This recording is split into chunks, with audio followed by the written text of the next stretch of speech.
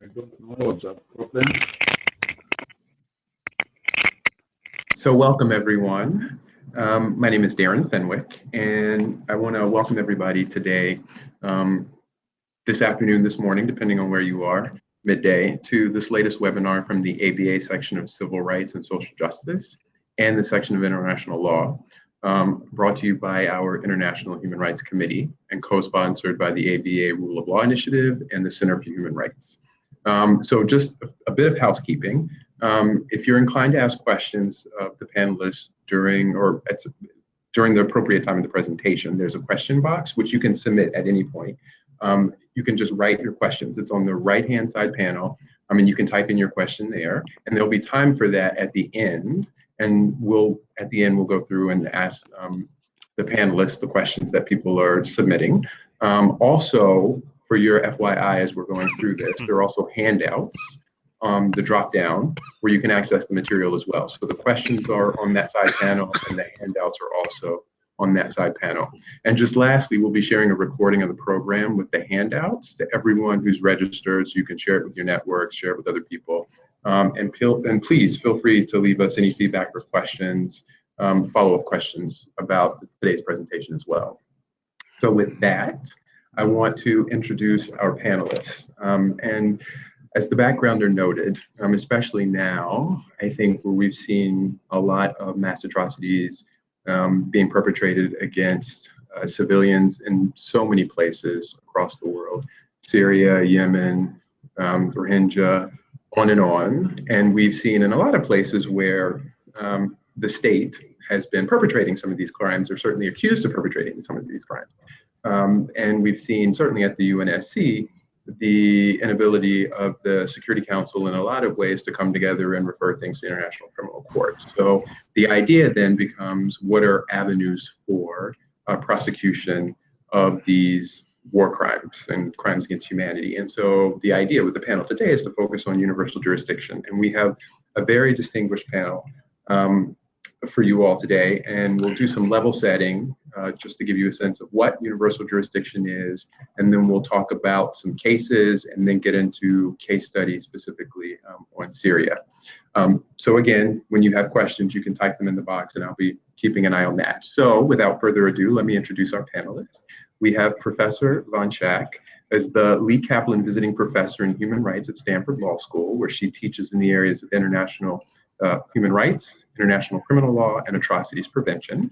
She's also a faculty fellow with the HANDA, and hopefully, if I didn't pronounce that incorrectly, HANDA Center for Human Rights and International Justice.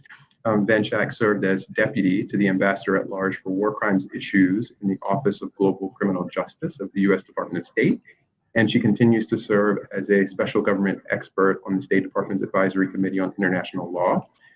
She's a graduate of Stanford University and Yale University Law School. And let me say, for all of our panelists, their bios are very, they have a lot. They are very accomplished, and you'll have the complete bios. So there's more to read for sure. And next, we also have Andreas Schuler, and he's the director of the European Center for Constitutional and Human Rights International Crimes and Accountability Program. He graduated from law school in Trier, Germany, studied in Orléans, France. He holds an LLM advanced degree from Leiden University in the Netherlands in public international law and international criminal law, and is admitted to the bar in Berlin, to the Berlin bar.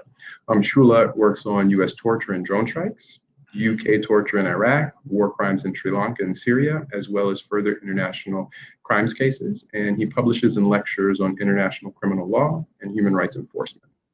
Finally, we have Anwar Alboni. Anwar is a Syrian human rights lawyer with the Syrian Center for Legal Research and Studies. He became interested in defending dissidents after being beaten, bayoneted, and having his beard set on fire by Syrian soldiers during a military sweep of Hama in 1981. In May 2006, he was detained by security forces after signing the Beirut-Damascus Declaration, calling for democratic reform. Amnesty International designated him a prisoner of conscience, and US President George Bush named Alboni in his speech as a political prisoner unfairly jailed by Syria. He escaped from Syria at the end of 2014. He's in Germany now, working to open the files of war criminals in Syria and transitional justice. So with that, I want to turn it over to Professor Van Schaak. Thank you so much. Thank you, and good morning, everyone. Great to have you on here. I'm really looking forward to our conversation. So I thought I would start by giving a little bit of history of the concept of universal jurisdiction, and then also talk a little bit about how we're seeing it out in the world in terms of how states have incorporated the concept into their own domestic legal frameworks. The concept of universal jurisdiction actually traces its lineage back to the prohibitions against piracy and the slave trade. And the idea was that these crimes were both so heinous that the entire world was motivated to repress them through the exercise of the criminal law, but also that they tended to take place on the high seas or outside of any particular state's territorial jurisdiction. So international law at the time basically empowered any state to prosecute individuals that had been associated with or accused of committing either of those offenses. After World War II and the work of the Nuremberg and Tokyo tribunals, the idea of universal jurisdiction extended to what we call the core international crimes. And that then included war crimes and crimes against humanity. Sometimes, and in certain circumstances, universal jurisdiction now exists in a treaty form.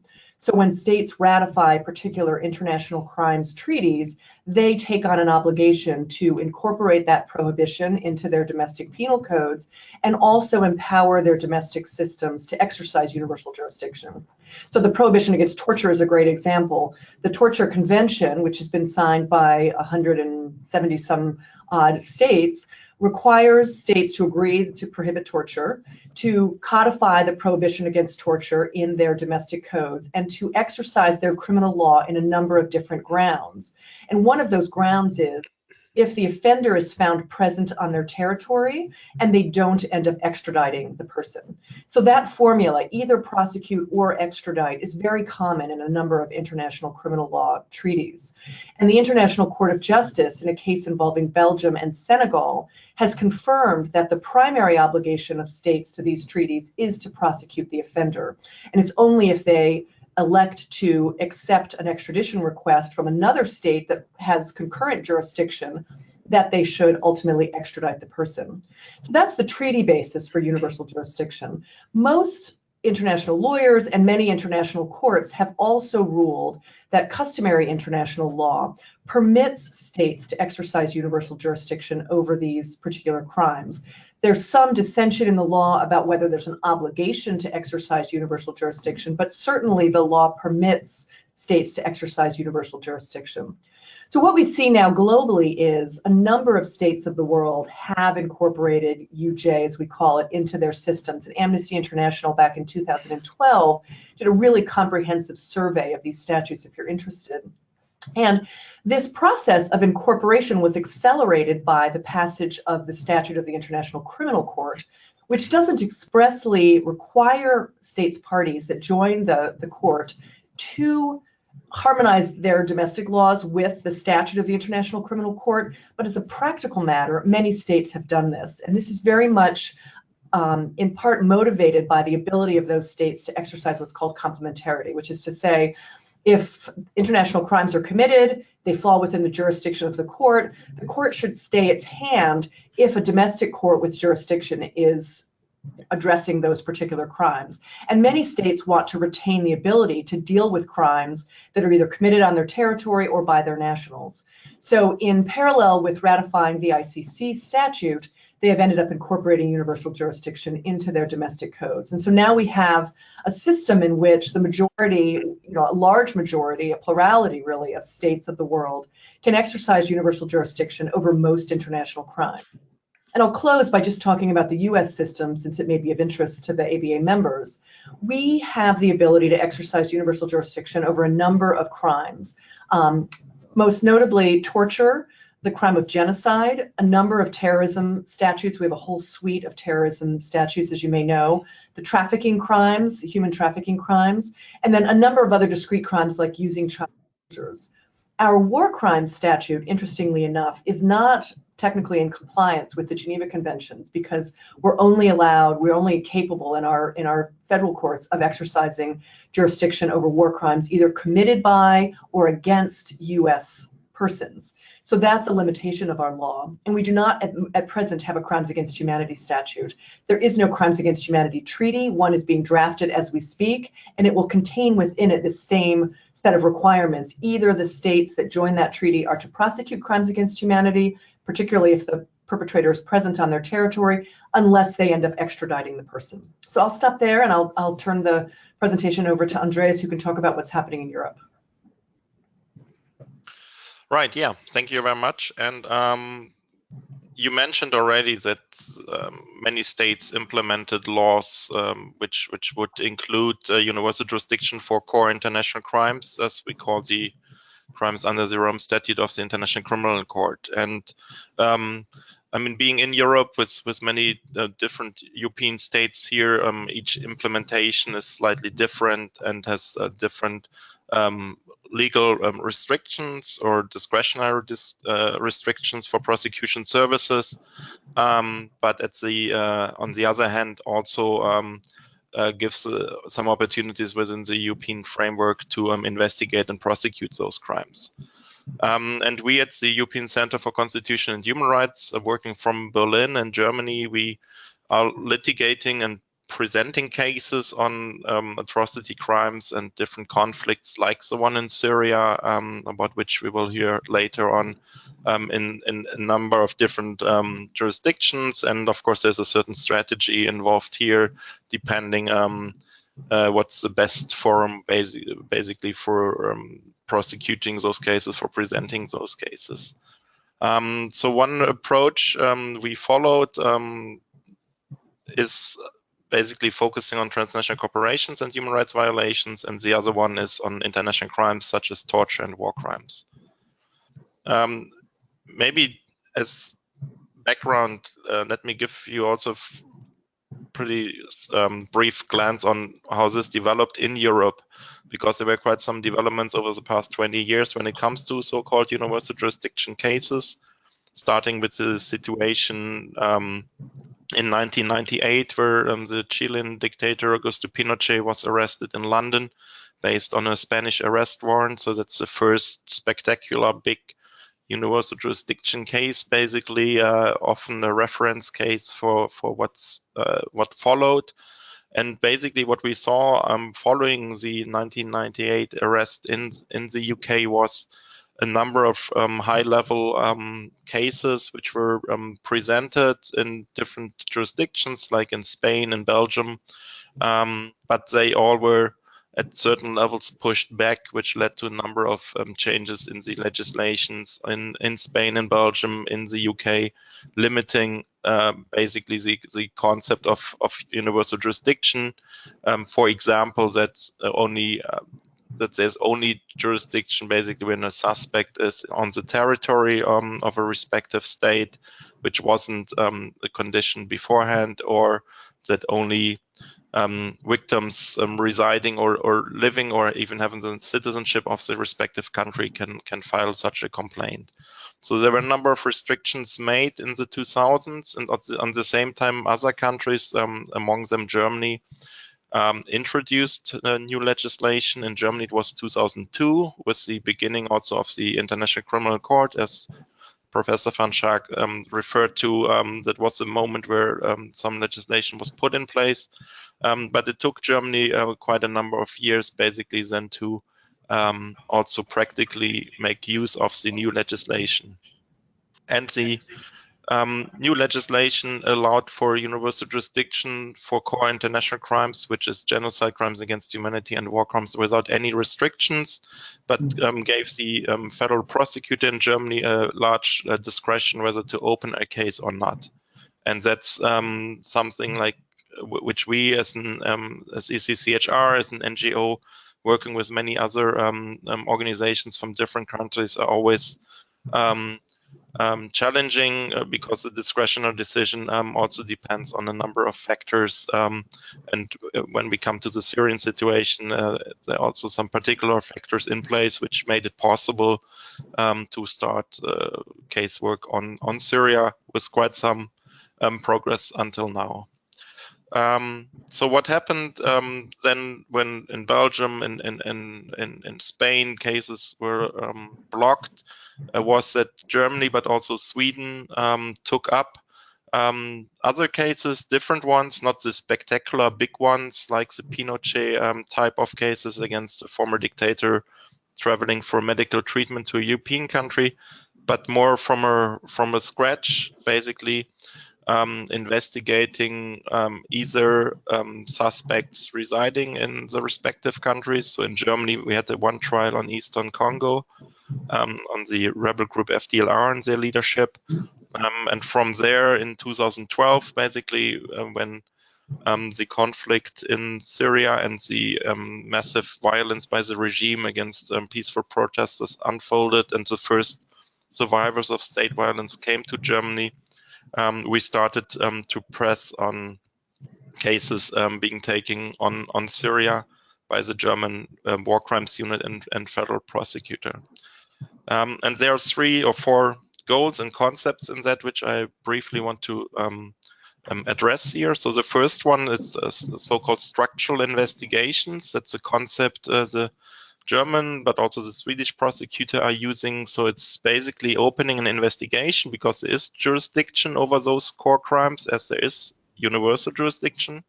And in those structural investigations, evidence which is accessible within the respective country is secured. So it's a lot of witness testimonies being taken. It's forensic evidence based on pictures, videos, documents, and all of that's being secured in this structural investigation, which then could lead to personalized investigations against known perpetrators at a later stage, either those entering Germany or others where you find a lot of evidence with the aim to have arrest warrants. And that's basically also the point where we as ECCHR, together with my colleague Anwar Al-Buni and other groups and lawyers from Syria, intervened with a number of criminal complaints in 2017, basically focusing on specific detention units in Syria, drawing and researching the chain of command in charge of those detention units up to the highest levels, and filing those complaints and demanding and requesting the prosecutor basically to focus personalized investigations out of the structural investigations on those high-level perpetrators, because that's where we think prosecution services should focus at, as there's the highest responsibility for the crimes, which are by and large systematic crimes, and so there's a certain system behind which also by international criminal law should be addressed. So that was the strategy used from 2012, first supporting these structural investigations and pointing to high-level perpetrators, and we see it also as a model for other European countries, and not only European ones, but basically globally, that each country should secure evidence of international crimes accessible in the respective country, build a body of evidence basically, and then be able to share it with other states. So in Europe, it's facilitated through some European Union agreements. There's a European network of war crimes units, which meets twice a year. There's joint investigation teams by several European states. So that's easier within Europe, of course, but also with countries outside Europe. There are, of course, some bilateral or multilateral agreements when it comes to the exchange of evidence. So that's the model, and the idea is to build those cases, to secure evidence, and then to see where's the best jurisdiction to prosecute those cases. And with Syria, we made quite some progress here. So there's a large amount and body of evidence secured in Germany, a lot of witness testimonies, a lot of forensic evidence, for example, on the so-called Caesar pictures, which includes pictures of more than 4,000 murdered detainees from Syria. On each single case, there's a forensic profile been done here in Germany or it's currently still on the go, but this can also then later be used in other, at least European jurisdictions. So building all that and then pointing to high-level responsibles that what happened, and it resulted in a first arrest warrant against the head of the Syrian Air Force intelligence, the strongest and most powerful secret service from Syria. And the head of this service is now internationally via Interpol and a European arrest warrant wanted, based on a German arrest warrant, and also lately from end of last year also by a French arrest warrant, and the French also using a similar concept filed 2 other arrest warrants against 2 other high-level Syrian regime officials. So that's by and large the picture a bit from Europe. I mean, a huge difference made it when Anwar came to Germany in 2015 with all his experience and access to survivors, being a person of trust for the communities. So we started the collaboration back then, but also the large numbers of witnesses coming to Germany and Europe at the time, of course, also made it easier for the war crimes units here to gather and secure large amounts of evidence simply through the presence of the survivors. But with that, I'd also like to give it to Anwar to add from his perspective some quite important things, I think, what this all means also for Syria and where we are now in terms of those accountability processes which we started, but which is just the start and should last for many, many years to come. Thank you, dear Andreas. Good evening and good morning, everybody there. In fact, I want to apologize about not very good English of me, but I will try to be fine. In fact, the universal jurisdiction, it was the very, very important choice to us and as Syrians, because you know the ICC, it's closed. Syria not member of ICC, and everybody know 4 times the Security Council failed to bring the Syrian case in front of the ICC, and they failed also to build court, specific court for Syria situation. And you know, and I don't know if you follow what happened in Syria. In Syria, committed the horrible crimes in the history until now, 8 years, and that crimes committed by many sides in Syria now, from the regime in the first place, and from other power in Russia, in Iran, in Turkish, in the PYD, in the collection, international collection, also America and their partner in the north. And all these criminals feel comfortable and feel immunity and impunity. That's the problem for the justice, international justice, who put justice in the hand of the politic and give the politic, just the politic maker decide whose side we can judge, or whose any side who must to face accountability, and give immunity or impunity to other sides. And that's what's happened, not in Syria, in everywhere in the world. And universal jurisdiction, in fact, it's a survivor for Syrians and for other people, for other nation maybe, in the other country who faces same situation as Syria now or in the future, like Yemen or Libya or other, or in the future maybe in Turkish or in Egypt or in other countries, in Iran or Saudi Arabia or the Gulf. So all of them feel comfortable because when the politics going on for them, they will feel immunity and impunity. So universal jurisdiction will be the good sign for them and for others that this is not the end of you, and there is another way we can use it to accounting you or bring you to the justice.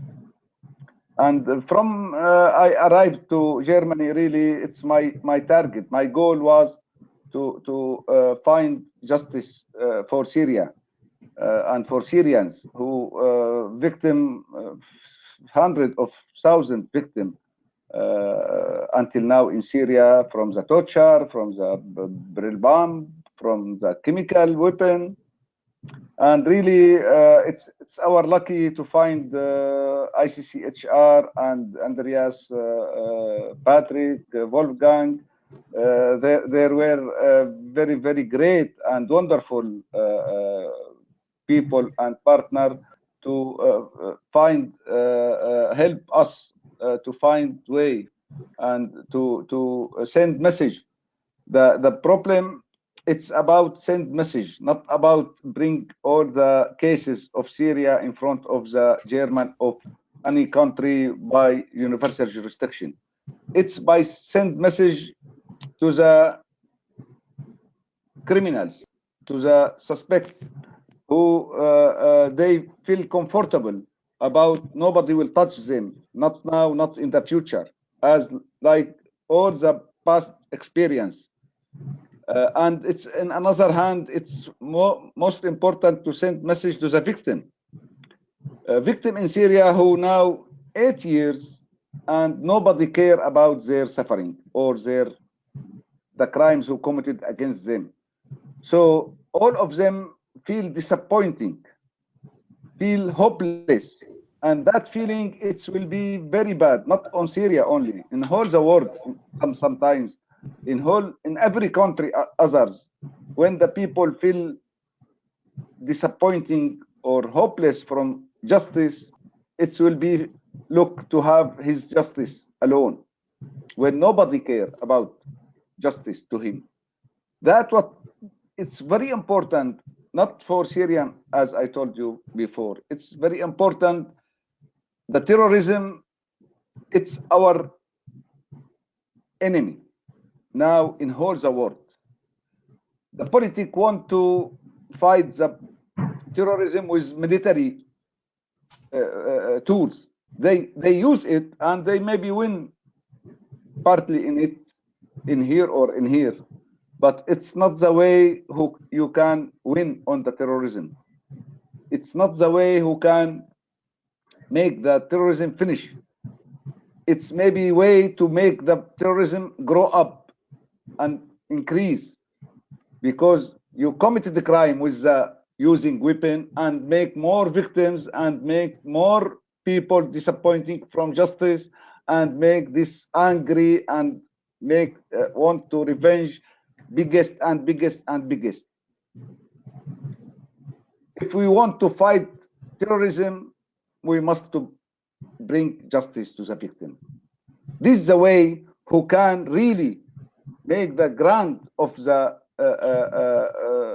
who may maybe serve the terrorism ID dry, and the terrorism ID don't find any ground to grow up or increase in it.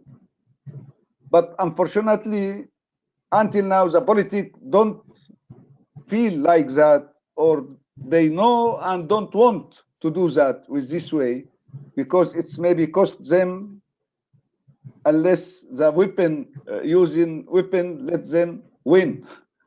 So this our mission, in fact, as people, as lawyers, as justice community, to look for better future for us, for our children, besides the politics, how they thinking to win now or make a good election next year or after that. We must look for our future, for our children's future, to make it better, not for us here in Germany or in America or in other places. It must to be in whole the world, because now after the world be like small village, you cannot make this border, and you cannot close your border on yourself and okay, I don't care about what happened around me. You will be affected, you'll be influenced about what happened, not around you, how much is far on you. What happened in China, in Japan, in Korea, it's a fact about the people who live in America, in European. So it's not the time who can I say, I don't care. It's their problem, not my problem. No, it's our problem, all of us. And all of us must be united to find solution to this problem. If we need to live in the future in peace. And so I don't know if there is anything to address after to add after Andreas explained really what happened here in European. There is I maybe give more details. We with ICCHR filed 4 cases in front of the federal prosecutor here in Germany, and we filed one case in front of the prosecutor in Austria, and we prepare and ready to file the case in one case in front of the prosecutor in Sweden. And besides, there is a big investigation and arrest warrant issued by French prosecutor, depend about the 2 victims, French victim, Syrian French victim, who killed under torture in the detention in Syria. And also there is working about cases in Spain. It's in the hard situation, but we try to make it the situation better there. So thank you. Thank you, Anwar, and thanks to all of our panelists. We do have several questions. So first, I'm going to start with Beth, and then I have another question that's global for everyone. So Beth, we've got one question that says, could you please speak about universal jurisdiction in the U.S., particularly with reference to the Alien Tort Statute and the presumption against extraterritoriality and the Colvin touch and concern requirement? Yeah, it's a great question. So one unique feature of the U.S. legal framework is this Alien Tort Statute, and there are some similar statutes as well. There's the Torture Victim Protection Act, the Trafficking Victim Protection Act, the Anti-Terrorism Act. These statutes all create civil remedies, so it enables victims of these crimes to bring essentially tort suits in federal courts. And those cases have gone forward. We haven't had any Syrian cases, in part because we don't have many Syrian victims here, because the resettlement of refugees, as we know, has shut down, and perpetrators just haven't started to come here yet. But we know that will happen. They will eventually slip through the system, and so we may end up having some cases in the future. As the question indicates, the Supreme Court in a case called Kiobel against Royal Dutch Shell ruled that the Alien Tort Statute is subject to this presumption against extraterritoriality. And so only a set of claims that touch and concern the US with sufficient force to displace or to rebut that presumption can go forward.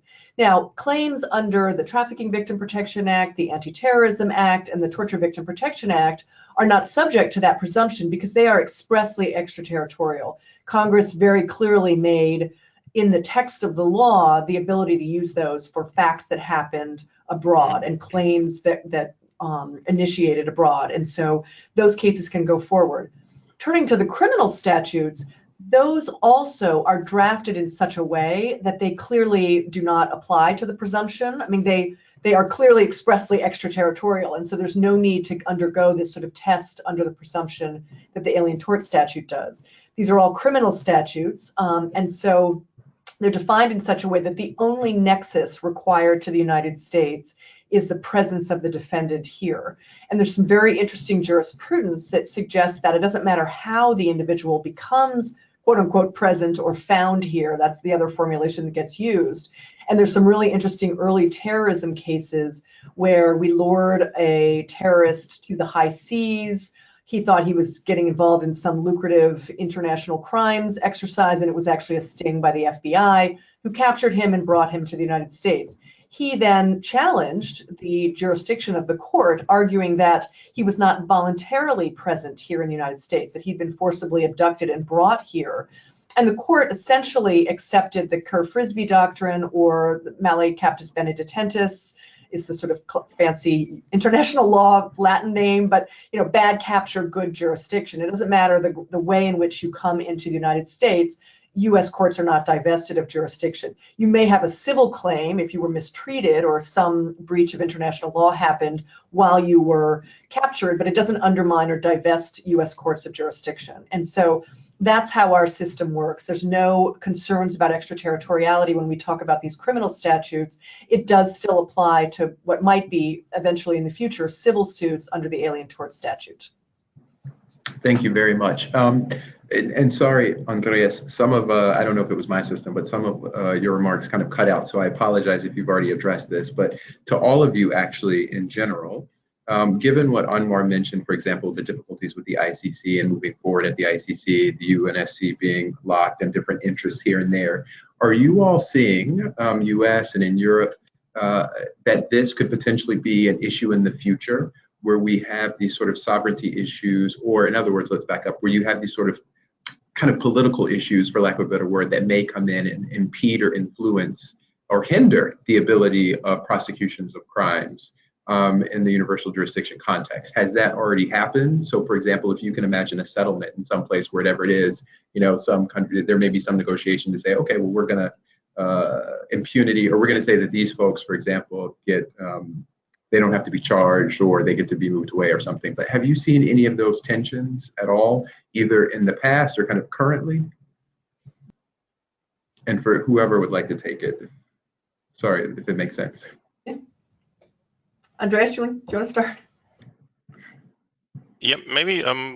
I mean, to talk about the ICC and universal jurisdiction and this relation. So, I mean, we see it at ECCHR. It's a more holistic view on justice and accountability. So, it's a system where you have an international criminal court, which is supposed to be the last resort if no other court or country basically is able or willing to take cases. Then you have universal jurisdiction, which is actually based on that the state acts in representation of the international community as a whole, because the core crimes address the international community as a whole. So basically, each state who's exercising universal jurisdiction is not doing that for domestic interests or purposes mainly, but rather in this international criminal justice system. And in that, of course, you have a number of politics playing in. You have a number of gaps there, of course. I mean, there's a limited number of state parties to the Rome Statute, with a limited numbers of states having the ability to use universal jurisdiction law, or the willingness to use universal jurisdiction law more broadly. But overall, that's the international system that offers an international court, in some occasions, of course, also hybrid and special tribunals, and then universal jurisdiction cases. And what then happens, depending on the situation, like on Syria, if you address justice and accountability with the long-term goal to bring it back basically also to the Syrian people and to Syria at one point, as it happened in Argentina or Chile, where you had universal jurisdiction cases, and then domestic prosecutions, which are still going on for some years later. So that's the model we we hope to have with bringing international justice in at one point. But of course, in there, that's something we're also particularly addressing is what we call double standards. That on some countries, like on Syria, you make some progress, but then you have other situations and crimes where you don't make such progress because of power relations or other reasons. So that includes also work we do on US torture, on Guantanamo and other type of cases, CIA black sites, where we are actively trying also to use universal jurisdiction to address that, including the latest case against now CIA Director Gina Haspel for her role in the black site in Thailand.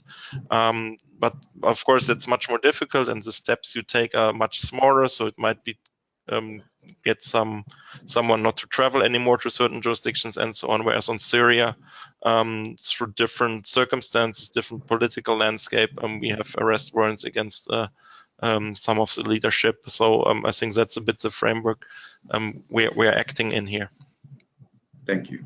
Beth or Anwar, did you want to add anything? Maybe I'll just add one quick thing. Anwar's exactly right that the ICC has been foreclosed, and I'm like a big hunter of silver linings. Maybe one silver lining of the fact that the ICC is foreclosed is that it has really animated domestic courts. And these processes that the ECCHR is involved with in Europe is just a really great example of that. Though, you know, prosecutors around the globe have really stepped up and said, we cannot tolerate this impunity. We have to breach this impunity. And so that's a plus.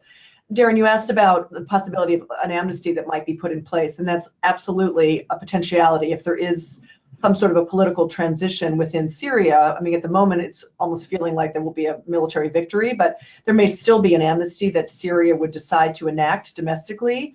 And that's, of course, within its power to do so. And there is no supranational human rights body that has jurisdiction over Syria where that could be challenged. But no other state of the world and no international court would be bound to respect that amnesty. So that amnesty would only apply within the courts of Syria.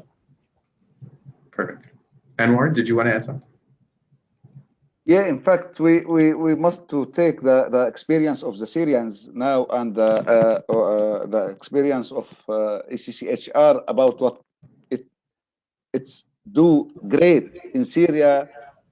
It's first time in the history who justice start before the end of the problem. Mm-hmm.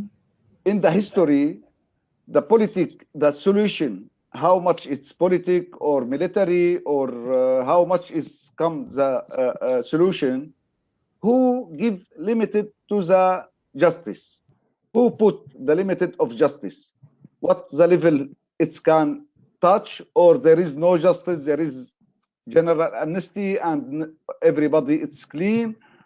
This is the first time in the history justice put limited to the politic, to the solution. It's very important to take this experience.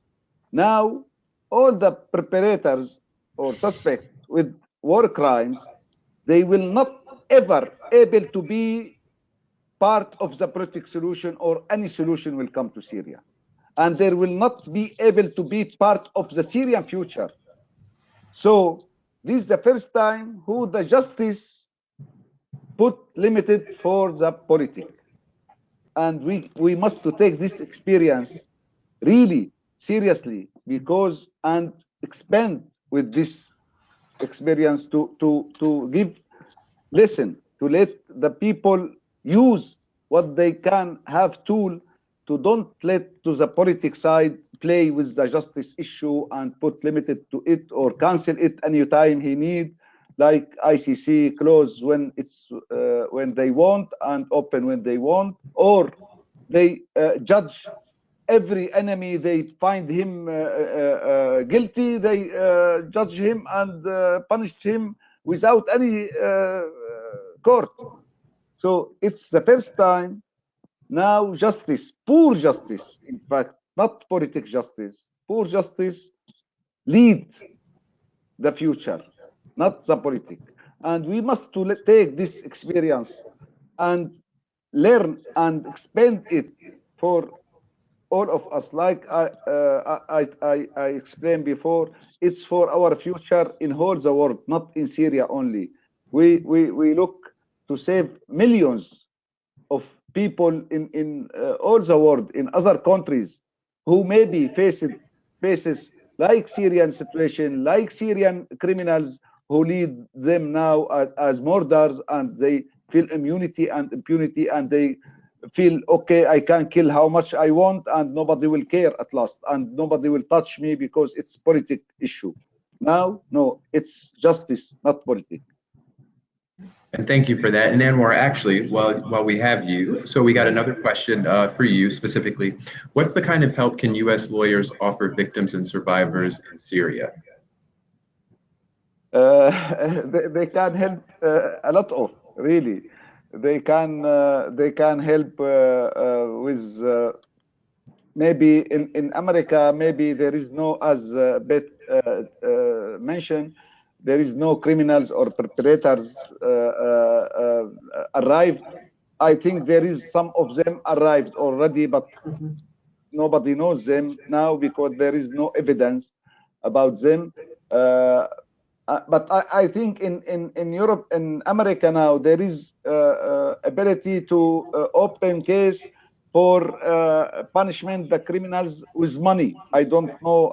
I don't know how can explain it in English, but you can sue the people who committed a crime to give money to the victim anyway, until if he don't in US. And in fact, we can cooperate with the American lawyer when we have evidence about perpetrators arrive to UK to US. They help us to catch him and sue him in US. We know somebody perpetrators committed war crime in Syria or tortures, and we can bring evidence against them. And we need cooperate with American lawyer to build this case and sue him in front of the American court.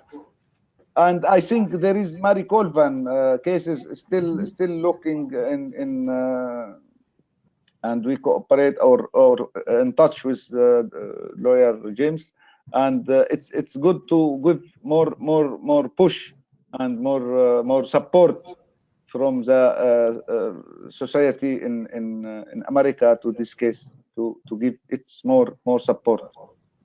Thank you, Anwar. Beth, do you want to touch on some of that too? I was just going to say a word about the Marie Colvin case. It's a really great example. And that case has been brought actually under the Foreign Sovereign Immunity Act against the state of Syria.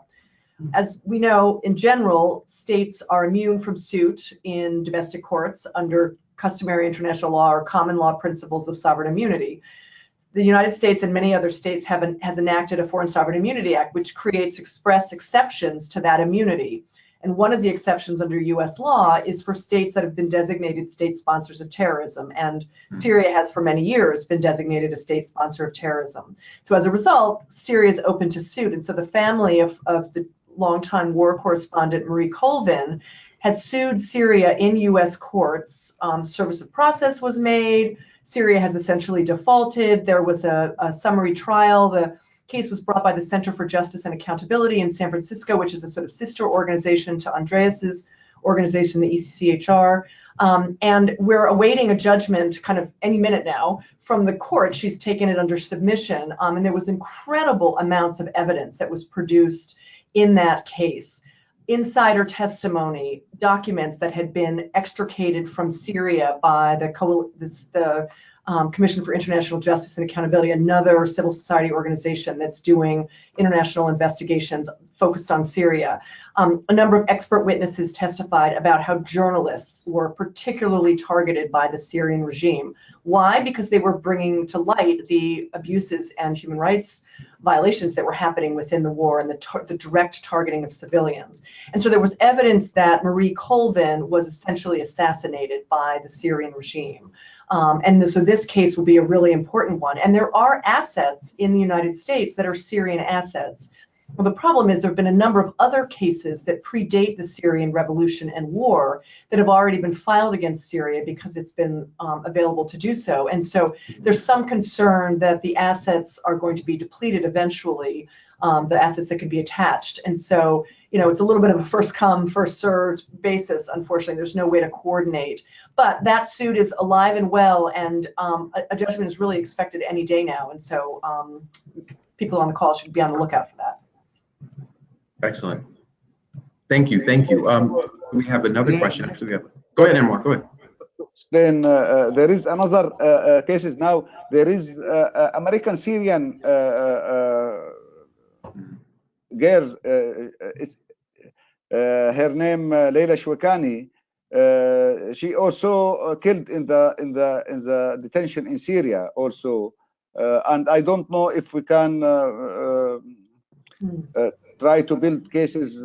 They excuse her as terrorism, but we know all the situation who surround about her situation in the jail, and how much they torture her and push her and put her buzzer in the detention to let her confess with terrorism in front of the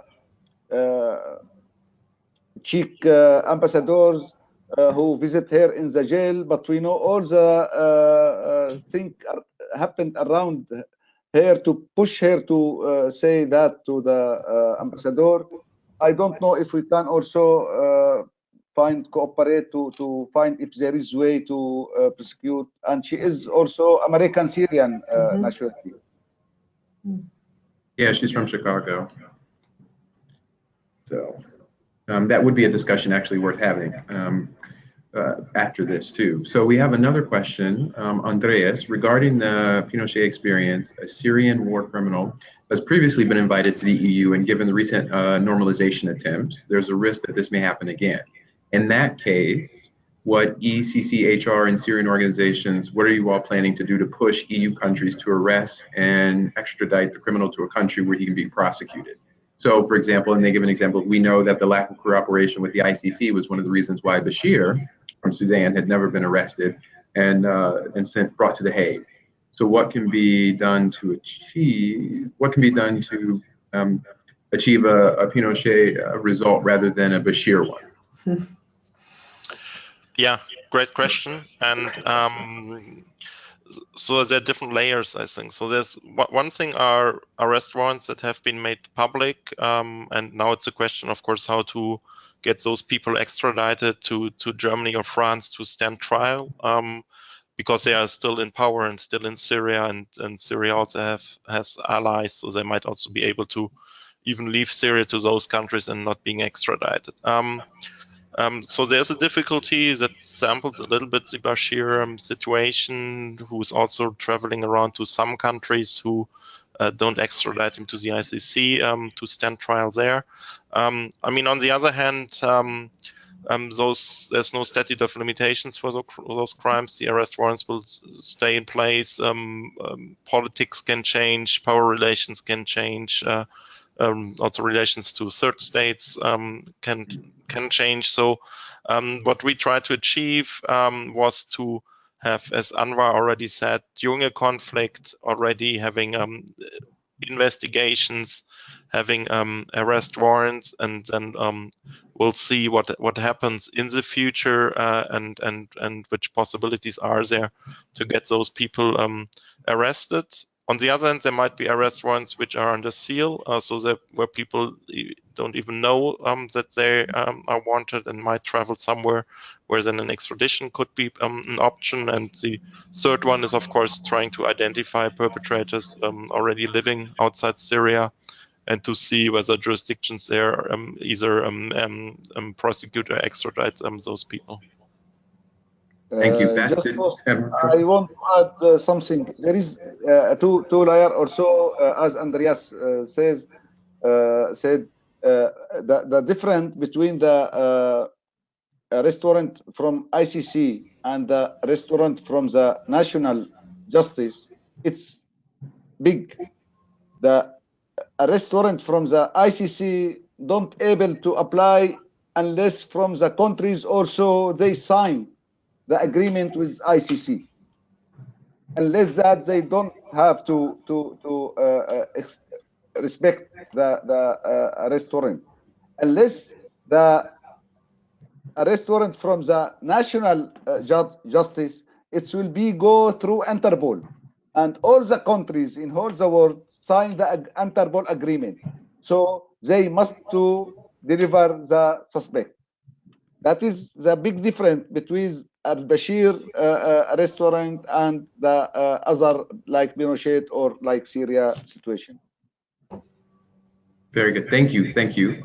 I know we're running short on time and we have just a few more questions here. So first is kind of a level set. So we know there's some folks who are on who weren't familiar with universal jurisdiction. We also have some folks who joined who are very interested in this, who one individual asked the question, can you define war crimes? So I'm going to put that there. And then the other was specific. Beth, one commenter got on late, I guess, or somehow missed the part about complementary jurisdiction and wanted to know if you could define that again. So whoever wants to define war crimes, and then if Beth, you can describe, or whoever else wants to describe complementary jurisdiction. Andreas, do you want to do war crimes and I'll do complementary? Or I can do it, it's up to you. I mean, our focus is on torture, which is one of the war crimes, and it needs to be conflict related. And we have a conflict in Syria since 2012. There's a whole catalog in the Rome Statute, for example, or in the German Code of Crimes Against International Law, what war crimes all can be. And that's based mainly on the Geneva Conventions. That also gives the rules for armed conflicts and warfare. But Beth, yeah, please add on this. Yeah, that's exactly right. So it's a set of activities that are prohibited under international law when, as Andreas said, there's a nexus to an armed conflict.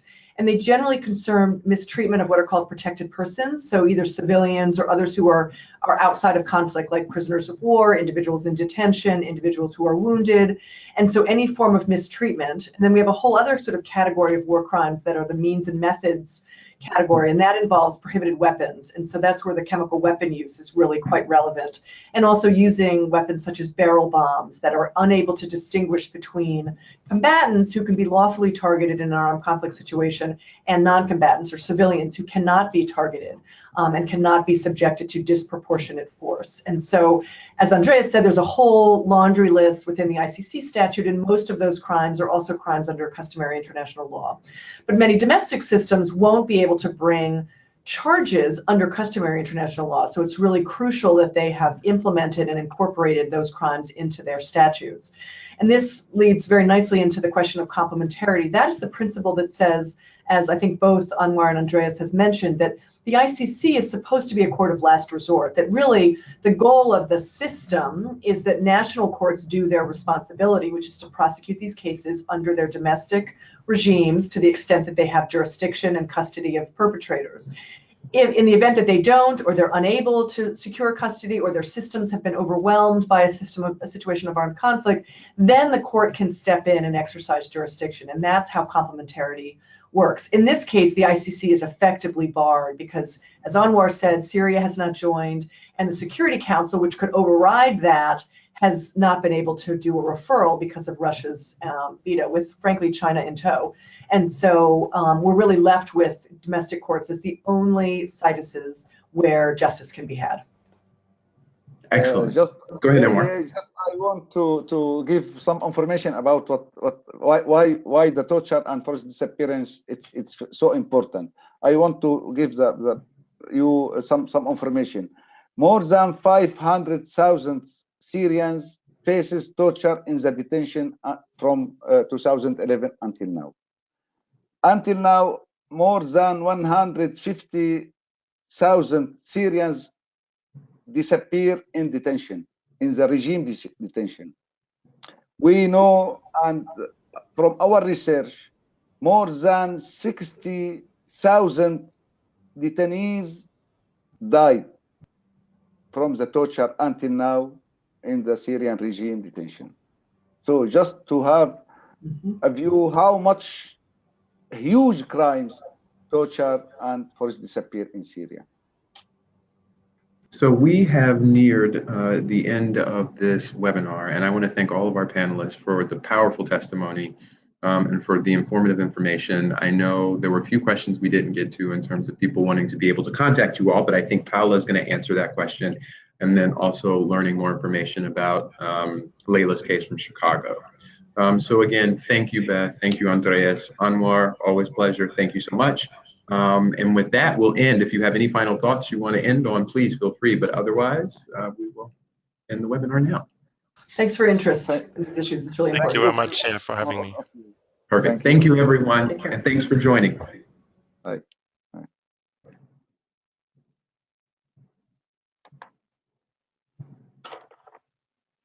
Are we off? Viewing, waiting to view. Paula?